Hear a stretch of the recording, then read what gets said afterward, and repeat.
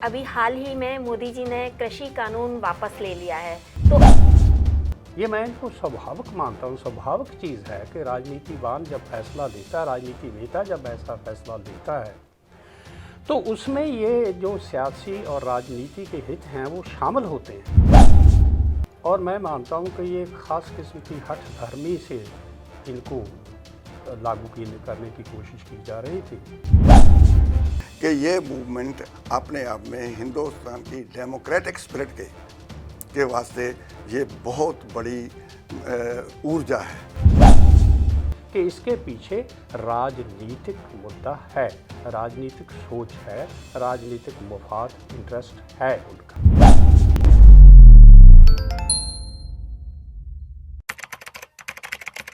नमस्कार, D5 channel Hindi देख रहे दर्शकों का मैं वंदना स्वागत करती हूं। आज हमारे स्टूडियो में मौजूद हैं प्रोफेसर बलकार सिंह जी और प्रोफेसर केहर सिंह जी। आप दोनों का बहुत बहुत स्वागत है हमारे इस प्रोग्राम में। नमस्कार जी। आप हमें सबसे पहले तो ये बताइए कि अभी हाल ही में मोदी जी ने कृषि कानून वापस ले लिया है, तो आप इसे किस तरीके से देखते हैं? वंदना जी, मैं इसको बहुत अच्छा एक ठीक दिशा में लिया हुआ स्टेप मानता हूँ। और ये चाहे देर से लिया गया लेकिन दुरुस्त और ठीक ये स्टेप लिया है उन्होंने, और इसकी मैं शलाघा करता हूँ। और मैं समझता हूँ कि ये ठीक हुआ, क्योंकि देश में जिस किस्म का माहौल बन रहा था, ये खेती जो हमारे कानून हैं, कृषि कानून हैं, उसकी वजह से ख़ास किस्म की यहाँ सियासत और राजनीति चल रही थी। उस राजनीति को इस तरह से अब कुछ मैं समझता हूँ विराम मिलेगा कि ये अब कुछ उसमें कुछ निखार आ जाएगा, कुछ स्पष्टता आ जाएगी।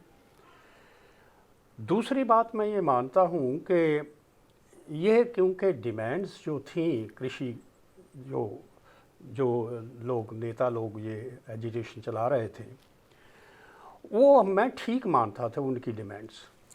जब डिमांड्स ठीक थी और जिस ढंग से ये कानून बनाए गए थे वो ठीक नहीं विधि थी, और मैं मानता हूँ कि ये ख़ास किस्म की हठ धर्मी से इनको लागू करने की कोशिश की जा रही थी, और ये हठ धर्मी उन्होंने छोड़ दी। बहुत अच्छा हुआ, चाहे वो राजनीति से प्रेरित हुए।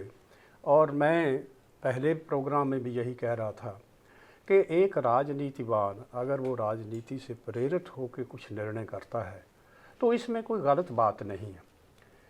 ये स्वाभाविक होता है कि राजनीतिवान ने एक ऐसे फैसले लेने होते हैं जो उसके हित में होते हैं, और मुझे ये लगता है कि ये फ़ैसला मोदी साहब ने जो किया है उनकी पार्टी के हित में भी होगा, और मैं देश के हित में भी इस फैसले को मानता हूँ। क्योंकि ये अगर चलता रहता है कि कोई टकराव वाली कोई भी राजनीति हो वंदना जी, वो विकास के रास्ते में मैं समझता हूँ बाधा बनती है।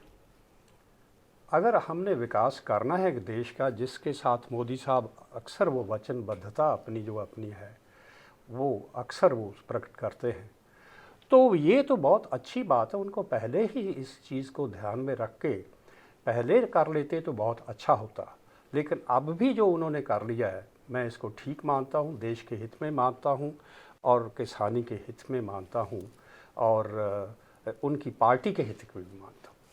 क्या ये चुनाव जीतने का कोई फंडा तो नहीं है? ये तो है ही है बेटा, ये इसमें इसको मैं गलत नहीं मानता हूँ। ये राजनीतिवान, जैसे मैं पहले कह रहा था कि जब वो निर्णय करते हैं तो उसमें ये उनकी कंसिडरेशन ना हो तो ये गैर स्वाभाविक होगी। ये मैं इनको स्वाभाविक मानता हूँ। स्वाभाविक चीज़ है कि राजनीतिवान जब फैसला लेता है, राजनीति नेता जब ऐसा फैसला लेता है, तो उसमें ये जो सियासी और राजनीति के हित हैं वो शामिल होते हैं। ये उनको कितना फ़ायदा होगा या नहीं होगा वो तो बाद में हम बात इसका कर लेंगे, लेकिन ये तो मैं कहता हूँ कि ये प्रश्न तो जब आप करती हैं तो मुझे लगता है कि ये प्रश्न करना ही नहीं चाहिए। ये तो कुदरती है। ये जब आप राजनीति वेता से कहेंगे, उससे एक्सपेक्ट करें कि वो ऐसी बात करे या ऐसे निर्णय करे जो राजनीति से प्रेरित ना हो, तो ये तो गैर कुदरती मुझे लगता है। ये तो कुदरती है, ये होना ही है। तो उन्होंने ये अगर किया है तो इलेक्शन जीतने के लिए, और ख़ास करके जो यूपी की इलेक्शंस आ रही हैं जिनमें उनका जो स्टेक्स बहुत हाई हैं, तो मैं समझता हूँ कि ये ज़रूरी है और उन्होंने ये बात उनके जहन में होगी ज़रूर। चाहे वो प्रकट नहीं करेंगे लेकिन वो मानेंगे नहीं। अगर मान जाए तो फिर राजनीतिवान वो कैसे नेता, राजनीति नेता कैसे हो गए? अगर ये मान ही लें कि मैंने तो ये फैसला जो किया है राजनीति से प्रेरित है, तो वो राजनीतिवान कैसे हो गए? राजनीतिवेता जो कहता है ज़रूरी नहीं कि वो जो करता है उसके पीछे उसकी मंशा यही हो या उसके पीछे जो सोच यही हो, ये ज़रूरी नहीं होता। लेकिन हम लोग तो यहाँ बैठे ना उसको समझने की कोशिश कर रहे हैं, उसको विश्लेषण कर रहे हैं, एनालाइज कर रहे हैं। हमें तो सामने समझ प्रकट हो रहा है ना ये कि इसके पीछे राजनीतिक मुद्दा है, राजनीतिक सोच है, राजनीतिक मफाद, इंटरेस्ट है उनका। पंजाब ने इसमें लीड किया था इस आंदोलन में, और मोदी जी ने भी जो ऐलान किया वो गुरु पर्व के दिन ही किया। तो आप इसे किस तरीके से देखते हैं? देखो वंदना जी, देखना तो जो सामने आ गया है सभी देख रहे हैं, हम भी देख रहे हैं। लेकिन जो आप कह रहे थे ना, राजनीतिक फंडे की बात कर रहे थे जी, वो ठीक है, क्योंकि ये जो समय है जिससे हम लोग गुजर रहे हैं, ये समय है ही सियासत का, ये पॉलिटिक्स का समय है और पॉलिटिक्स ही हो रही है। इसीलिए हम कह रहे हैं कि जो पॉलिटिकल असर्शन है उसमें से नैतिकता जो है, एथिक्स जो है, वो गुम होती जा रही है। उसको रेस्टोर तो नहीं किया जा सकता क्योंकि हम उन्हीं से डिपेंड कर रहे हैं जो फैसले लेते हैं। जो लोग मोदी जी ने फैसला लिया था तब भी तो सियासी फैसला था उनका, सियासत से ही प्रेरित था, सियासी फंडा था ये।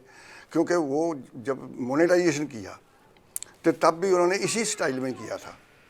बस सोए हुए लोगों को उठते ही पता चला कि मोनेटाइजेशन हो गया है। अब भी तो आपको भी और हमें भी ऐसे ही पता चला कि अब वो तीनों काले कानून जैसे हम कहते हैं वो नहीं कहने लगे ना, काले कानून वो तो नहीं कहेंगे। तो उन्होंने पता चला कि ये वापस हो गए हैं। वापस जिस प्रोसेस से आए हैं उस प्रोसेस से हुए हैं, जहाँ किसी प्रोसेस में पाकर उनको वापस लेना है, इसके बारे में कोई नहीं बोल रहा। जब उन्होंने कर दिया तो साथ ही साथ लोगों से एक्सपेक्ट करने लगे कि वो हमें नमो करें, जो ये कहें कि मोदी है तो मुमकिन है, इस तरफ चलते रहे। और मोदी जी का फैसला जो है वो ठीक, उसको स्वागत करते हैं, मैं भी स्वागत करता हूँ।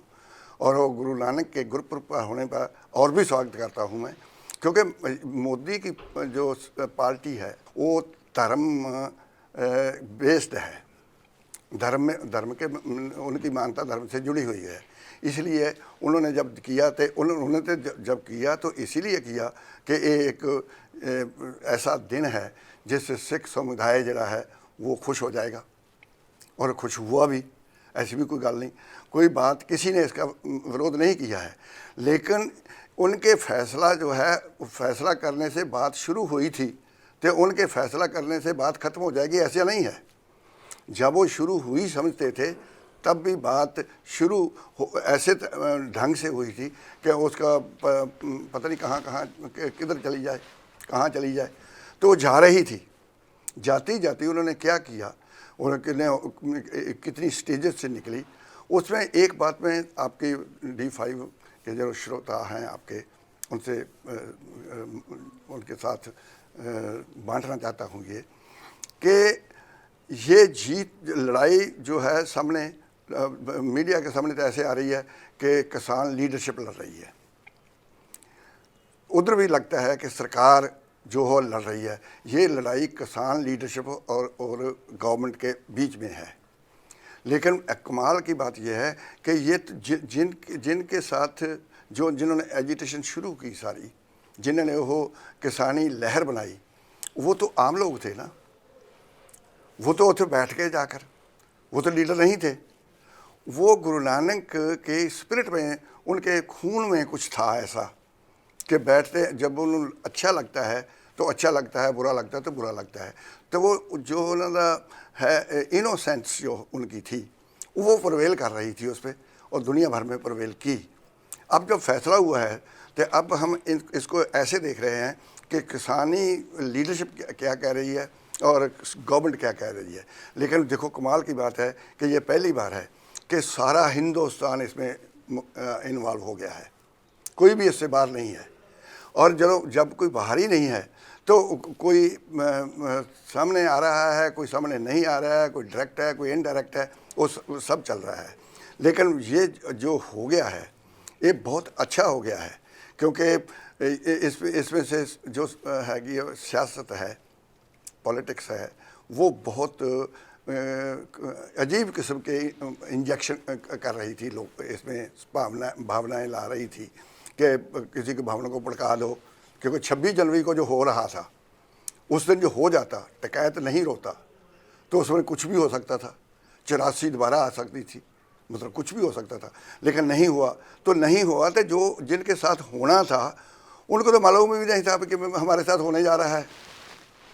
ये जो है इनोसेंस है, ये जो सच्चाई है, सच का जीवन है, उन लोगों को देखो।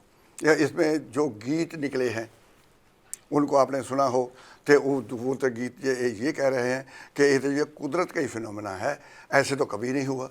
जब मूवमेंट जब सियासत में चलते हैं, ऐसे मूवमेंट चलती हैं, तो मूवमेंट में बहुत कुछ ऐसा हो जाता है कि लीडरशिप की गलतियों से ये होता है। लीडरशिप खुद कह रही है, किसान लीडरशिप खुद कह रही है कि हम फैसला अपनी मर्जी से नहीं ले सकते, यही उनकी स्ट्रेंथ है।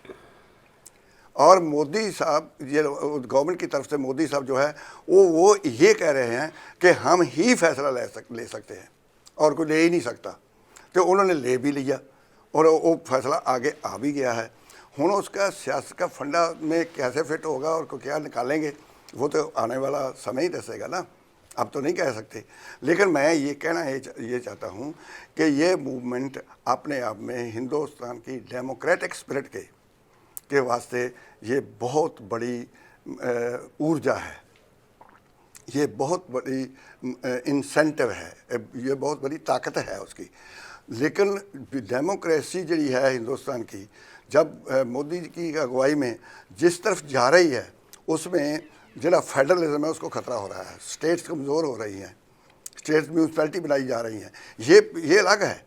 किसानों ने ये नहीं कहा, किसानों ने यही कहा कि हम अपना अच्छी तरह खा रहे थे और खेती बाड़ी जो चल रही थी, वो सारा जो खेती का धंधा है उसमें वो मुब्तला थे, अच्छी थे, खुश थे।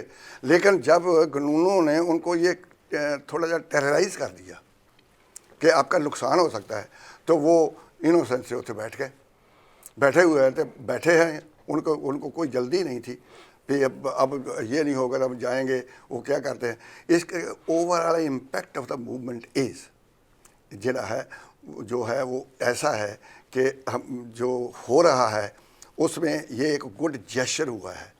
लेकिन इस गुड जेस्चर को गुड रिजल्ट की तरफ भी जाना चाहिए, ये मैं कहना चाहता हूँ। जो किसानी नेता हैं वो लीडरशिप में यानी पॉलिटिक्स में आने की बात कर रहे हैं, जो लीडर्स हैं वो पॉलिटिक्स में आने की बात कर रहे हैं, ये कितना सही है? क्या उनको आना चाहिए? वो ये है कि मैं मानता हूँ कि अगर वो राजनीति में आएंगे, सीधे आएंगे, तो शायद वो जो होता है ना मकसद किसी भी एक मूवमेंट का, वो मकसद पूरा नहीं होगा, उद्देश्य पूरा नहीं होगा। क्योंकि ये जो मूवमेंट है वो प्रेशर ग्रुप या दबाव समूह के फ्रेमवर्क में लड़ी गई है, जिसमें आर्थिक जो मुद्दे होते हैं वो केंद्र में होते हैं। जब सियासत करेगा या राजनीति करेगा तो उसमें मुद्दे जो होते हैं वो बहुत ज़्यादा होते हैं, एक आर्थिक ही नहीं होते हैं, उनमें कई किस्म के जो हैं वो मुद्दे शामिल होते हैं।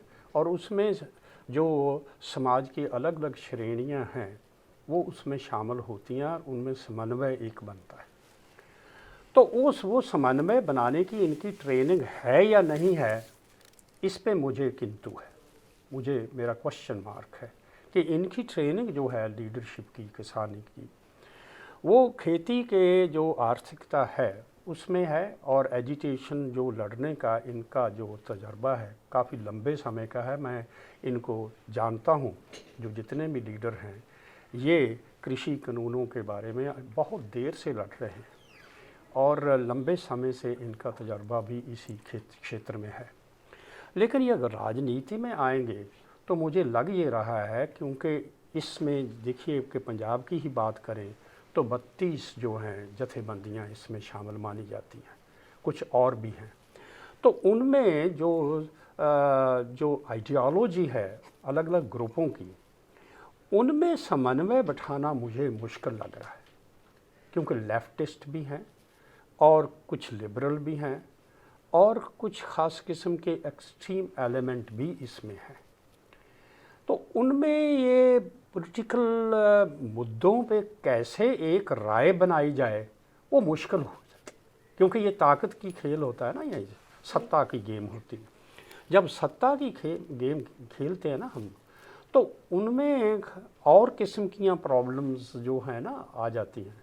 तो अगर ये अर्थ की है मुद्दा, वो तो हमें लग रहा है कि एक है उसमें चल रहा है, सभी लोगों का इंटरेस्ट उसमें समन्वय है और चल रहा है उसमें। लेकिन पॉलिटिक्स में मुझे लग रहा है कि उनको डायरेक्टली नहीं आना चाहिए। उनको अपना रोल जो है एक मार्गदर्शक के तौर पे और एक दबाव समूह के तौर पे करना चाहिए। ठीक दिशा में राजनीति चले, राजनीति जो है पार्टीज़ हैं वो ठीक किस्म के मैनिफेस्टो लाएं जो लोगों के हित के हों, और जो इस वक्त मुद्दे हैं इम्पॉर्टेंट हैं उनको सेंटर में रखा जाए, लोगों को गुमराह ना किया, लोगों को बांटा ना जाए, उन मुद्दों पे ही सियासत की जाए, उनको केंद्र में रखा जाए। उन मुद्दों के चौगिर्दे में अगर हम सियासत करेंगे और ये लोग प्रेशर बना के रखें पॉलिटिशियन के ऊपर ताकि वो ठीक दिशा में काम करते रहें, तो उससे मुझे लग रहा है कि ये पंजाब की जो राजनीति है उसमें निखार आएगा, ठीक दिशा में चलेगी और ठीक दिशा में चलते हुए इस पंजाबी समाज का विकास भी होगा और ठीक दिशा में चलेगा। क्योंकि हमें लग रहा है कि जैसे हमें पता ही है कि बहुत सी प्रॉब्लम हैं पंजाब स्टेट की हैं, चाहे वो इकनॉमिक हम माने, चाहे सोशल माने, लोग भाग रहे हैं, बच्चे हमारे बाहर जा रहे हैं, यहाँ बेरोज़गारी का मुद्दा बहुत है, हेल्थ और एजुकेशन की प्रॉब्लम हमें पता है बहुत, ये हम इनको रिपीट अक्सर करते हैं। लेकिन ये सभी प्रॉब्लम्स जो हैं इनको केंद्र में रख कर पॉलिटिक्स की जाए और ये जो हमारे किसान लीडरशिप है ये दबाव बना के रखें कि सियासत ठीक दिशा में चले और इन जो बिंदु हैं इन पे केंद्रित रहे हमारी पॉलिटिक्स। तो वो मुझे लग रहा है कि वो ये इस प्रांत के हित में भी होगा, प्रांत की राजनीति के हित में भी होगा, देश के हित में भी होगा, और मैं ये मानता हूँ कि किसान लीडरशिप के भी हित में यही है और किसानी प्रोफेशन जो है, कृषि जो है, उसके भी हित में यही है कि ये केंद्रित रहें इस मुद्दे पे। अगर ये राजनीति में सीधे आते हैं तो शायद ये इनका वो कंस्ट्रक्टिव रोल वो ना रह पाए, तो इनमें भी जो है खींचातानी ना शुरू हो जाए, मुझे ऐसे लग रहा है। जो किसान बिल अभी वापस लिए गए हैं, जो कृषि बिल अभी वापस लिए गए हैं, इसके अंदर अभी जो राकेश टिकैत जी है उनका कहना है कि हम एमएसपी पे भी बात करेंगे, मतलब वो अपनी कुछ शर्तें और मनवाना चाहते हैं। तो क्या ये शर्तें मान लेनी चाहिए? ये देखिए वंदना जी, मुझे ये लग रहा है कि अगर वो कहें कि हम अभी ये अपना मोर्चा वापस ले लेंगे तो उनको लोग नहीं छोड़ेंगे, उनका सपोर्ट बेस उनको ये रखना पड़ेगा। उनकी भी मजबूरी है, जो लीडरशिप, किसान लीडरशिप है ना, जो एजिटेशन चला रहे हैं, उनकी भी ये मजबूरी है कि वो जितनी देर तक कुछ ख़ास बातें उनके हाथ में नहीं आ जाती तब तक वो नहीं करेंगे। और दूसरी बात है कि ये एमएसपी का मुद्दा जो है उन्होंने बहुत देर से, चाहे पहले जब एजिटेशन शुरू हुई थी तो शुरू हुई थी इन्हीं 3 कानून को वापस लेने का, लेकिन बाद में एजिटेशन में एक मुद्दा, बहुत महत्वपूर्ण मुद्दा जो ये है एमएसपी वाला जो आप बोल रही हैं, वो भी उतना ही महत्वपूर्ण है। और उसको मैं ये मानता हूँ कि केंद्र को उसके संवेदनशील होकर उसका कोई ना कोई सहमति से एक हल ढूंढना ज़रूर चाहिए, क्योंकि इसके बिना बात बनेगी नहीं। हमें ये पता है कि जो किसानी है ये जो प्रॉफिटेबल तो आज रहा नहीं, सर्वाइवल की चल रही है, जो मेहनत करता है वो चल रहा है, अदरवाइज़ बहुत मुश्किल आ रही है। तो इस दिशा में मुझे लग ये रहा है कि इनको प्रेशर बना के रखना भी चाहिए और केंद्र को भी संवेदनशील होते हुए जो उन्होंने कहा मुझे वो ठीक लग रहा है। जो मोदी साहब ने कहा कि हम एक समिति बनाएंगे जिसमें किसान लीडरशिप भी होगी, किसानी के एक्सपर्ट भी होंगे, कृषि के एक्सपर्ट्स भी होंगे और केंद्र के लोग भी होंगे, वो कमेटी जो है ठीक बन जाए तो मुझे लगता है कि उसकी संभावना मुझे ये नज़र आती है कि उसका हल इस दिशा में निकल सकता है। लेकिन अगर ये माने कि जब तक आप इसको कानूनी दर्जा नहीं देते, वैधता नहीं देते, तब तक हम एजिटेशन करेंगे।